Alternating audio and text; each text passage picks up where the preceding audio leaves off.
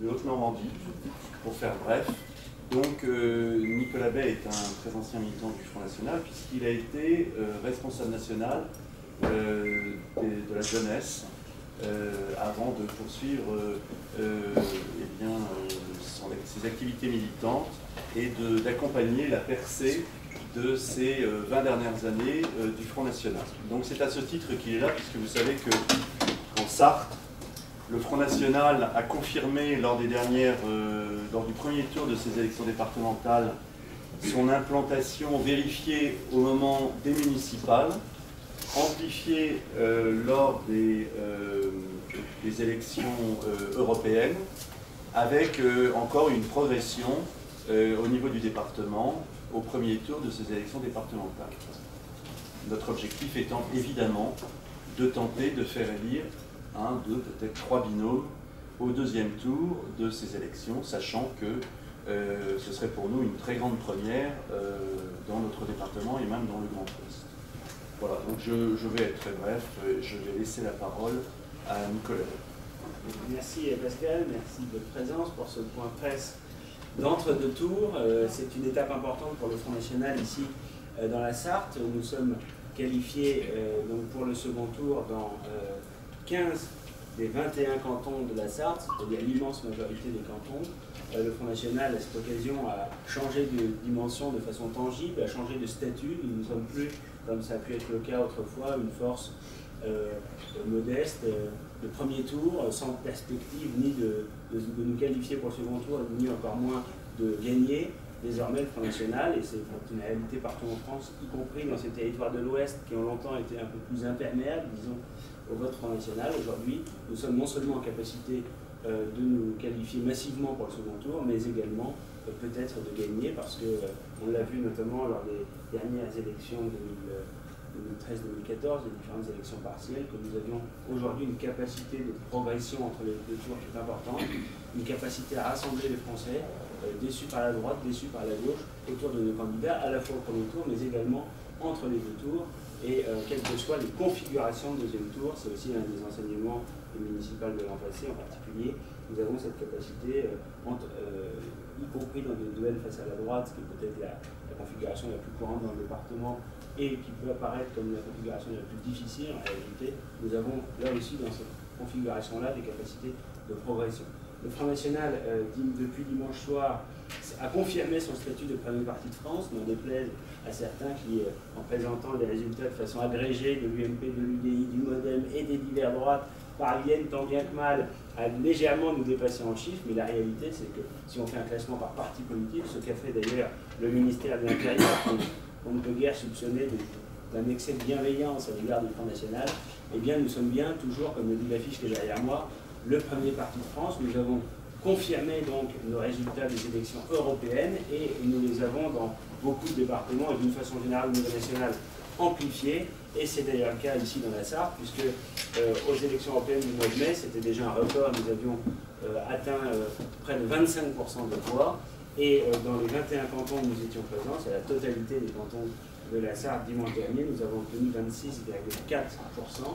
Ça montre bien que le Front National est plus ancré sur ce territoire que jamais. J'en profite d'ailleurs pour saluer le travail remarquable qui a été effectué par le secrétaire départemental Pascal Viana et par son équipe, dont un certain nombre sont à mes côtés aujourd'hui ou dans cette salle.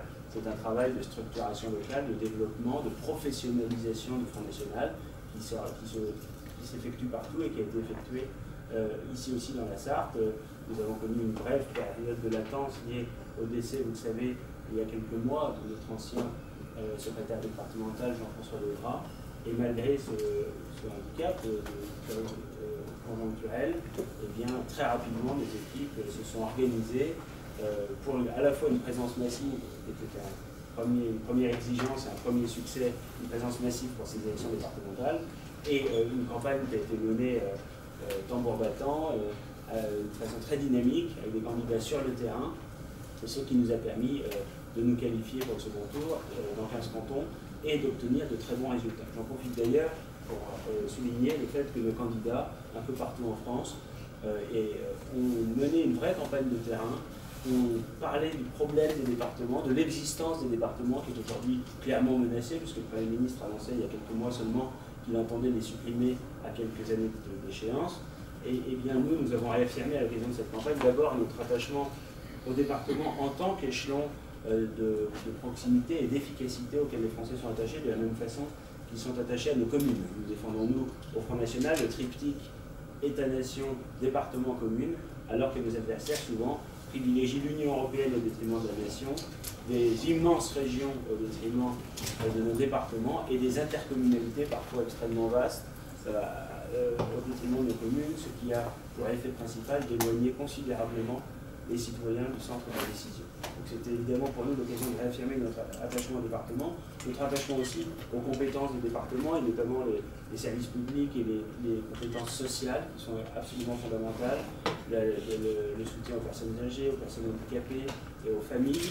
Et ces compétences sociales des départements sont d'autant plus importantes qu'elles ont pour premier objectif d'atténuer les effets dévastateurs de la politique la plus antisociale que la France n'a jamais connue et qui aujourd'hui est menée par le gouvernement prétendument socialiste et qui en réalité, depuis 2 ans et demi qu'il est aux affaires, impose des sacrifices toujours plus importants aux classes populaires et aux classes moyennes, et notamment en matière fiscale. Ça a été plus spectaculaire encore que sous le précédent quinquennat, puisque vous le savez, 1,3 million de nouveaux contribuables au titre de l'impôt sur le revenu ont été créés l'année dernière par le Parti socialiste, parmi ceux dont les ressources étaient faibles et qui jusqu'à présent étaient exonérés d'impôts. On va faire une petite parenthèse pour dire que pour nous, évidemment, le département est important, il a un rôle essentiel dans la vie quotidienne de nos compatriotes, et bien sûr, nous voulons qu'il soit mieux géré, que les finances publiques servent à l'intérêt général, que la fiscalité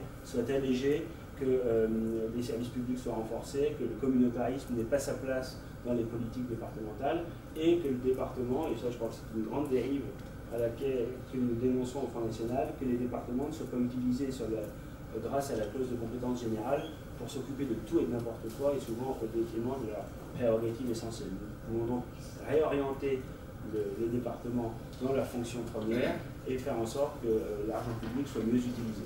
Alors, l'année dernière, pendant la campagne municipale, on nous expliquait que nos adversaires souvent disaient qu'il n'était pas possible aujourd'hui de diminuer les impôts en raison notamment des gels de dotation de l'État. C'est parfaitement faux et nous en avons fait la démonstration dans les 10 villes que nous dirigeons depuis maintenant 1 an où les citoyens sont satisfaits. Ça, c'est une enquête de l'IFOP qui l'a montré il y a quelques jours. 75% des habitants de ces communes sont d'ores et déjà, après seulement 1 an de mandat, satisfaits des équipes du Front National. Mais dans toutes ces communes, les impôts ont diminué de façon substantielle dès la première année, sans pour autant aggraver la dette de la commune, ce qui montre qu'une meilleure gestion que par le passé était possible et qu'elle est d'ores et déjà mise en œuvre. Et je crois que c'est un des arguments que nous développons dans cette dernière phase de campagne. Nos candidats, nos 15 binômes, nos 30 titulaires et 30 suppléants qui restent en lice sont sur le terrain ici dans la Sarthe, mènent campagne active jusqu'à demain soir minuit. Et je crois que l'un des arguments qu'ils développent, bien sûr, c'est le fait que les élus Front National, ça sert à quelque chose. Élire un ou deux conseillers généraux, départementaux, pardon, UMP ou socialistes de plus, ça ne changera absolument rien. Alors qu'avoir des élus du Front National, même en position minoritaire, même en tant qu'élus d'opposition, pour mener une opposition constructive au sein du conseil départemental, pour le coup, ce sera réellement utile parce qu'ils seront là, ne serait-ce que pour dire la vérité sur ce qui se passe dans la gestion de la collectivité. Parce que bien souvent, on s'en aperçoit, nos compatriotes ne savent pas ce qui se passe ni dans les conseils municipaux, ni dans les conseils généraux, futurs conseils départementaux, ni d'ailleurs dans les conseils régionaux. Et notre première mission, c'est justement de les informer, de les alerter aussi sur les dérives, sur les décisions qui sont prises souvent conjointement par l'UMP et le PS, et qui souvent vont au détriment de l'intérêt de nos compatriotes. Nous sommes dans cette campagne plus que jamais sereins. Le Front National est qualifié pour le second tour dans 3/5 des cantons. Nous avons en perspective peut-être de conquérir des départements, je ne dis pas que c'est le cas ici dans la Sarthe, mais au moins peut-être de conquérir des cantons. J'ai vu à l'analyse des résultats que nous avions ici plusieurs cantons qui se situaient entre 25 et 30% des voix, plusieurs même entre 30 et 35%, et par conséquent, si nous arrivons à mobiliser pour le second tour et à obtenir de bons reports de voix, eh bien nous pourrions l'emporter. Je reste prudent. Pendant toute cette campagne, nous n'avons pas fait de triomphalisme et n'avons pas surinterprété les sondages, contrairement à d'autres. Mais en guillemets, nous pouvons constater qu'il y a une dynamique très forte aujourd'hui au Front national qui nous ouvre des perspectives réelles de victoire, y compris au mode de scrutin majoritaire, qui a été, je le rappelle, construit pour écarter le Front national de toute représentation et qui aujourd'hui n'est plus un obstacle à la victoire du Front national. Et on l'a vu d'ailleurs dans les 4 cantons que nous avons gagnés dès le premier tour. Ce n'était pas dans la région des Pays de Loire, c'était un peu plus loin, mais ces victoires dès le premier tour sont justement symboliques de la capacité du Front national aujourd'hui à gagner et de notre objectif clairement affiché de conquérir le pouvoir local et national. C'est, je crois, que ce changement de dimension du Front national, ce changement, cette stratégie qu'a portée Marine Le Pen depuis plusieurs années, qui aujourd'hui donne évidemment des fruits, c'est-à-dire que le Front national a pour objectif et s'organise pour conquérir le pouvoir. C'est même une exigence dans la mesure où aujourd'hui les Français se tournent vers nous très nombreux et attendent du Front national qu'il soit prêt, qu'il soit organisé, qu'il soit structuré pour justement exercer demain des responsabilités dans notre pays. La campagne du deuxième tour, et notamment celle de nos adversaires, continue sur le même mode hystérique que la campagne du premier tour, qui contraste avec la sérénité, le sérieux de nos candidats. Le directeur de campagne du Parti Socialiste, c'est-à-dire Manuel Valls, n'a de cesse d'insulter le Front national, d'agresser au moins verbalement le Front national. Ça montre un état de panique, ça montre un gouvernement qui d'abord ne s'occupe plus de ses missions. On pourrait attendre du Premier ministre qui combatte le chômage, qui frappe 6 millions de nos compatriotes, qui combatte la pauvreté, qui frappe 9 millions de nos compatriotes, qui combatte l'insécurité qui gangrène notre pays, l'islamisme radical, dont on a vu les effets dramatiques au début du mois de janvier. Eh bien non, on a un Premier ministre qui est entièrement concentré dans sa mission de combattre le Front national, et ce d'ailleurs, et c'est peut-être l'aspect le plus choquant, avec les moyens de l'État. Eh bien, face à ce mouvement de panique qui touche au sommet de l'État, face à un Parti socialiste qui est totalement déconsidéré, eh bien, le Front national se pose en alternative et même en seule véritable force d'opposition, parce que Nicolas Sarkozy, qui a largement manqué son retour, a expliqué pendant la campagne qu'il y aurait un FNPS. Or, on a la démonstration absolue que là où le Front national progresse, le Parti socialiste s'effondre, d'une part, et d'autre part, et on l'a vu dès dimanche soir, qu'il y a en revanche bien un UMPS, puisque les alliés directs de l'UMP, je pense à l'UDI au MoDem, dès dimanche soir ont appelé avec un certain zèle et même un peu de satisfaction à voter socialiste contre le Front national, et le numéro 2 de l'UMP, Mme Kosciusko-Morizet, en avait appelé autant. Donc il y a bien, on le voit de façon concrète, plus que jamais un clivage entre les patriotes d'un côté et les mondialistes de l'autre, entre le Front national d'un côté, l'UMPS de l'autre, et ça s'est vérifié d'ailleurs dans de nombreux cantons, je ne sais pas si c'est le cas ici dans la Sarthe, où il y a des désistements réciproques entre l'UMP, l'UDI, le Parti socialiste, pour essayer d'empêcher des victoires du Front national. Je crois que ces petites manœuvres, ces petites combinaisons politiciennes sont d'abord à des années-lumière des préoccupations des Français, et qu'elles n'empêcheront pas le Front national de gagner sans doute dans beaucoup de cantons. Je pense qu'au-delà même de l'échéance de dimanche prochain, des succès annoncés du Front national, qui, je le rappelle, n'avait qu'un seul élu sur 4000 jusqu'à présent, face à des partis qui ont des positions acquises depuis des décennies absolument considérables, environ 2500 conseillers généraux de gauche, environ 1500 conseillers généraux de droite, et bien, face à ces positions acquises, nous avons réussi à progresser considérablement et à imposer un tripartisme qui en fait est sans doute une étape intermédiaire vers une nouvelle bipolarisation de la vie politique. Et c'est ça qui est très intéressant. Cette élection départementale, elle s'inscrit dans une stratégie générale de maillage territorial du Front national qui avait été initiée depuis quelques années, qui a trouvé sa première application, si je puis dire, de façon visible, en tout cas au municipal de l'an passé. Nous avons à cette occasion fait élire 1600 élus du Front national un peu partout en France. La deuxième étape, ce sont ces élections départementales, avec des élus départementaux qui seront en nombre significatif. Et puis nous aurons en perspective, bien sûr, des élections régionales qui viendront conclure cette séquence d'élections intermédiaires, élections régionales de la fin de l'année, où le Front National, y compris ici, bien sûr, en Pays de la Loire, sera en situation sans doute de créer à nouveau la surprise, d'engranger à nouveau sur une dynamique qui sera sans doute peut-être encore plus spectaculaire que dimanche dernier et dimanche prochain. Voilà, et ces différentes élections intermédiaires, elles ont pour objectif de permettre au Front National et à Marine Le Pen de disposer en 2017 d'un maillage territorial complet de relais municipaux, départementaux et régionaux de sa campagne présidentielle. Je ne vais pas plus long sur le sujet, parce que c'est des échéances qui sont encore un peu lointaines, mais voilà, donc tout ça pour vous dire que nos candidats plus que jamais sont mobilisés sur le terrain. L'objectif, c'est bien sûr d'amplifier, de transformer l'essai, de confirmer des bons résultats dimanche dernier, si possible de gagner quelques cantons ici dans la Sarthe, ce qui provoquera un véritable séisme politique, et en tout cas de progresser de façon très significative par rapport au premier tour, pour montrer que nous avons cette capacité à rassembler les Français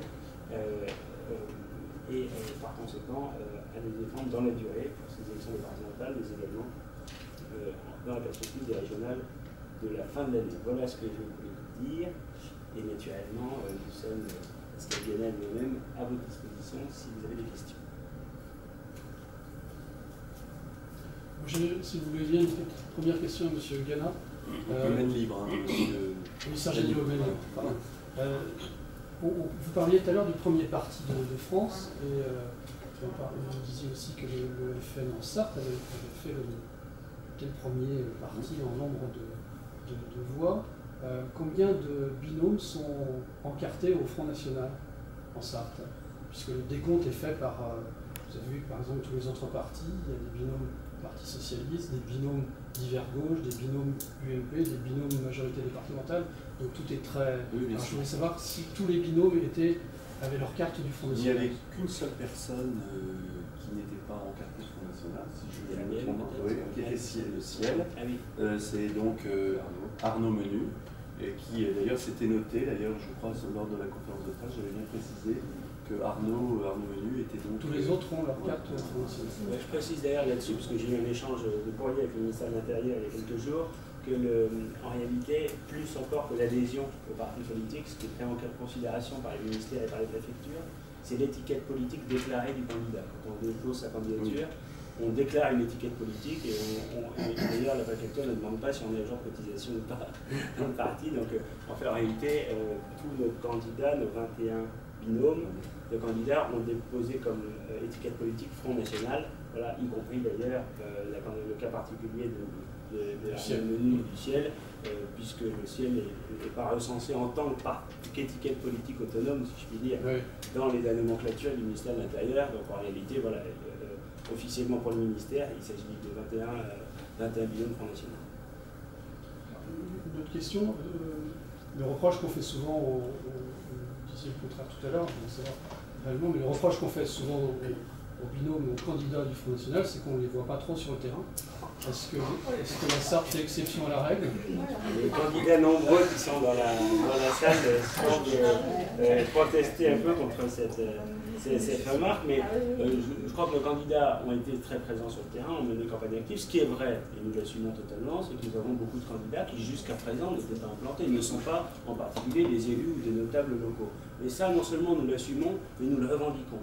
Nous avons comme particularité, nous avions 7648 candidats sur toute la France, et nous avons une diversité sociologique, socio-professionnelle et générationnelle que nous envient les autres partis, qui a d'ailleurs fait l'objet d'analyses assez pointues d'Aris Interactive et de l'IFOP, de mémoire, qui montrait d'ailleurs qu'il y avait une vraie diversité, à la fois des étudiants, des retraités, des cadres, des employés, des ouvriers. À titre d'exemple, et pour l'anecdote, le Parti Socialiste, parmi ses milliers de candidats, n'a pas un seul ouvrier, pas un. Au Front National, nous avions 5 ou 6% de nos candidats qui sont des ouvriers. Voilà. Donc il y avait une vraie richesse sur le plan générationnel et socio-professionnel. Nous avions une moyenne d'âge légèrement inférieure aux autres formations politiques, 49 ans de moyenne contre 52 ans à peu près pour le PS et l'UMP. Donc il y avait une vraie diversité. En revanche, c'est vrai que nous avons des profils divers et des candidats qui jusqu'à présent n'étaient pas encore connus des électeurs. Ça ne les a pas empêchés d'obtenir d'excellents résultats. Il y avait parmi nos candidats aussi des élus municipaux, puisque là je donne des chiffres nationaux, parce que je ne suis pas d'ici, mais nous avions à peu près un tiers de nos candidats titulaires, hein, sur 3800 candidats titulaires, il y en avait 1200 qui sont des élus municipaux. Donc l'ancrage territorial du Front National est quelque chose d'assez récent, c'est vrai, mais en même temps c'est un ancrage qui se développe rapidement, voilà, et qui est déjà une réalité bien concrète à l'occasion de ces élections départementales. Et je crois qu'on peut aussi poser la question dans l'autre sens. Comment se fait-il que des personnes qui sont censées avoir une très grande notoriété locale, une parfaite maîtrise, une connaissance du terrain, parviennent à se faire supplanter parfois de 5 points ou de 8 points de la part de candidats qui sont des Français comme les autres, auxquels les électeurs s'identifient, sont sur le terrain, au plus près de l'occupation des Français, et parviennent justement à effectuer une percée assez spectaculaire sur une élection qui, c'est vrai, reste une élection locale, et où peut-être il est plus difficile, je pense notamment dans les secteurs ruraux, à convaincre nos compatriotes. Donc je crois que nous avons fait la démonstration de la bonne qualité de nos candidats, et pour moi la qualité d'un candidat, ça ne se mesure pas à sa notoriété locale ou à la féodalité qu'il aurait constituée au cours de sa carrière politique. Ça se mesure d'abord à sa capacité à écouter les Français. Et ce qui a caractérisé, je crois, cette campagne départementale, je le dis sans polémique, c'est qu'il y avait d'un côté l'UMP et le PS qui parlaient du Front National, et le Front National qui, partout sur le terrain, parlait aux Français. Je dois rajouter, et je l'avais déjà dit hein, localement, enfin au niveau du département, que la plupart de nos candidats sont des gens qui travaillent. Moi, hier matin, par exemple, je travaillais, c'est ce qui fait que d'ailleurs j'ai failli. Je suis arrivé très en retard parce que j'ai eu un problème de livraison. Mais au débat que vous avez eu la courtoisie d'organiser entre les chefs de file des trois grands partis de la Sarthe, et si je n'avais pas travaillé hier matin, je serais sans doute arrivé un peu plus à l'heure, puisque je suis arrivé en retard. Donc, et ça, c'est quelque chose que nous vivons tous hein, ici. Il y a des chefs d'entreprise, il y a certaines demi-journées où nous avons dû nous arrêter de faire campagne, des journées entières parfois, parce que nous avions des exigences professionnelles absolues. Nous avons des chefs d'entreprise, il y en a quelques-uns à cette table, et nous avons vraiment mis notre vie professionnelle entre parenthèses pendant 3 mois. Ce qui a un coût financier réel pour nos micro-entreprises ou nos entreprises. Et de toute façon, pour ce qui est de nos candidats salariés, moi je sais que dimanche soir, lors de la soirée électorale, un de mes candidats m'a dit il faut que je parte, parce que demain je me lève à 3h30 du matin. Voilà. Donc il est évident que travaillant très tôt le matin à 4h, s'arrêtant en fin de matinée, il faisait une courte période de sommeil et il repartait tracter ou coller des affiches dans l'après-midi. Et c'est un rythme évidemment que n'ont pas certains de nos candidats que l'on voit arriver en voiture de fonction, au débat, etc.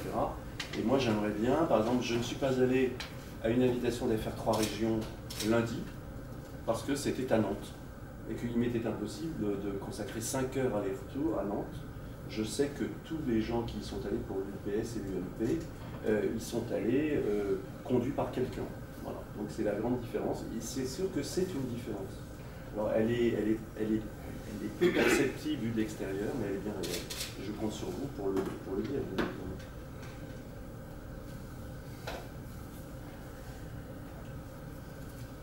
Jean France, vous évoquiez tout à l'heure dans les objectifs 1, 2, 3 cantons, ce qui serait une grande première. Vous étiez moins informatif en début de semaine, finalement. Vous disiez on aura du mal quand même à avoir un élu, on fait des très bons scores, mais je suis très affirmatif. De quoi dimanche soir? S'il n'y a pas d'élu, est-ce que ce sera une déception ou pas?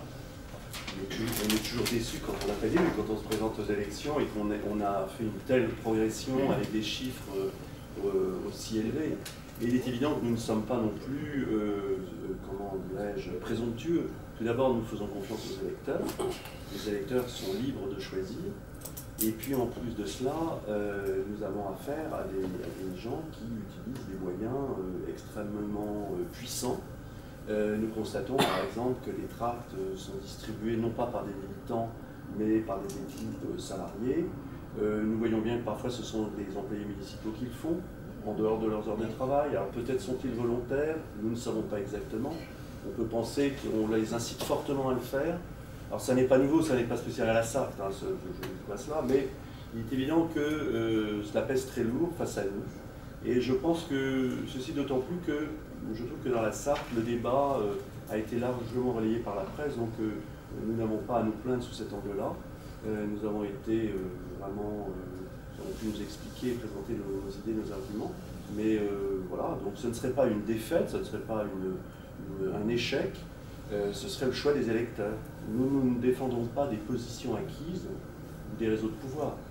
Nous proposons aux électeurs de changer d'élu. C'est donc très différent.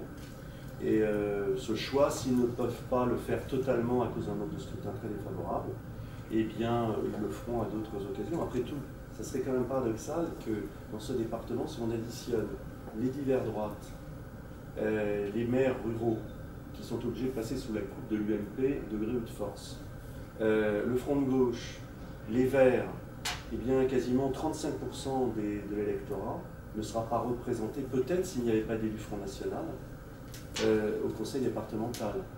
Donc c'est un peu une parodie de démocratie. C'est pour ça que moi, chaque fois que j'ai l'occasion de parler, localement, je dis aux électeurs du Front National, votez, et faites voter les abstentionnistes que vous connaissez du Front National, des électeurs du Front National traditionnel, sur nos candidats. Parce que sinon, évidemment, on parlera tel que vous le faites, d'un échec. Mais je ne pense pas que ce serait un échec, je pense que ça ne serait que partie remise pour les régionales.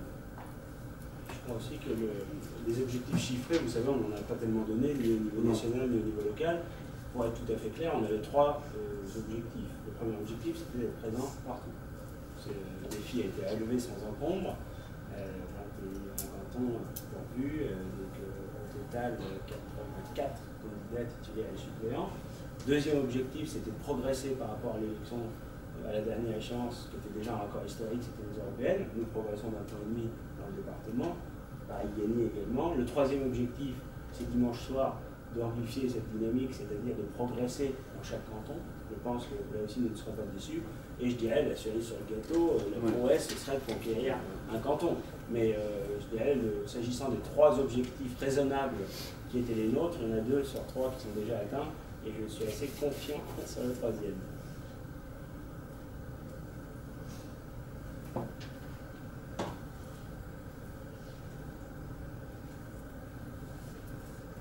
C'est bon pour vous? C'est bon.